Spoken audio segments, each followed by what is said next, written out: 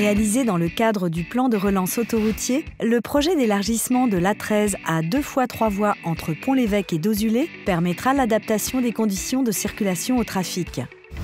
Cet élargissement offrira une autoroute plus fluide, plus sûre et plus verte aux 40 000 automobilistes qui circulent chaque jour sur cet axe.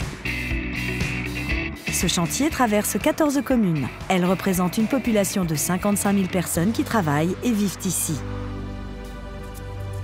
Comme le prévoit la procédure réglementaire et bien avant le démarrage des travaux, les acteurs locaux et riverains ont été associés à la conception du projet.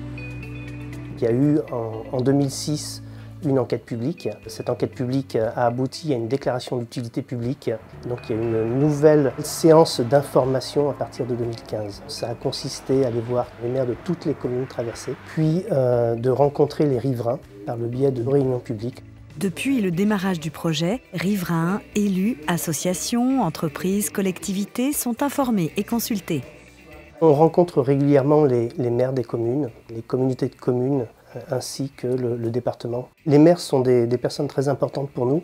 Ce sont les premiers maillons dans la chaîne d'information au public. Cette relation étroite avec les collectivités contribue au développement du territoire et facilite la réalisation de projets locaux. Par exemple, le projet de voie verte de Pont-l'Évêque. Pont-l'Évêque avait un projet de voie verte. Sur cette même zone, nous avions également un besoin de pistes de chantier. Nous nous sommes rencontrés, nous avons discuté, nous avons vu comment faire converger nos besoins respectifs. On arrive aujourd'hui à un tracé de voie verte qui correspond au tracé de la piste de chantier. Ce sont des mètres cubes et des mètres cubes de déblai remblai supplémentaires, donc ça coûte des volumes de matériaux nécessaires pour faire ces voies douces. C'est un partenariat gagnant-gagnant, oui. Dans la mesure où on va pouvoir réaliser ce que nous avons programmé ensemble, c'est gagnant pour la SAPN au niveau de ses travaux, et c'est gagnant pour la ville si ça me permet de faire les pré-pistes cyclables et promenades que j'ai prévues dans les travaux de la ville. Les communes traversées sont partie prenante dans les choix d'aménagement paysager et participent ainsi à la bonne intégration du projet dans l'environnement. On a le cas, par exemple, au niveau des aménagements paysagers, où les maires ont pu voir nos projets, ont pu donner leur avis. Il y a une vraie coopération entre SAPN et les communes. En clair, on va avoir des plantations faites par la SAPN sur le terrain de la ville de Pont-l'Évêque. Et tout ça en bonne concertation.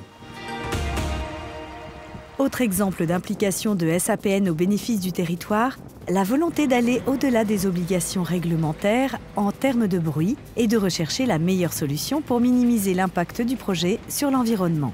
On est soumis pour les riverains effectivement à un certain nombre de procédures, parmi lesquelles une protection contre le bruit, avec une réglementation qui est spécifique, puisque nous ne devons protéger les riverains qu'à hauteur de 70 décibels. Et pour tous les bâtiments compris entre 65 et 70 décibels, on a décidé d'abaisser le niveau sonore à 65 décibels. SAPN, effectivement, souhaitait aller plus loin pour une meilleure intégration de l'autoroute A13 dans l'environnement. La réalisation de ce projet représente enfin une création d'activités et génère des retombées pour le territoire. Elle nécessite l'intervention de personnel qualifié et profite aux entreprises implantées en Normandie. Le plan de relance est un formidable accélérateur de projets dont les bénéfices sont multiples pour les territoires. À bientôt pour un prochain épisode.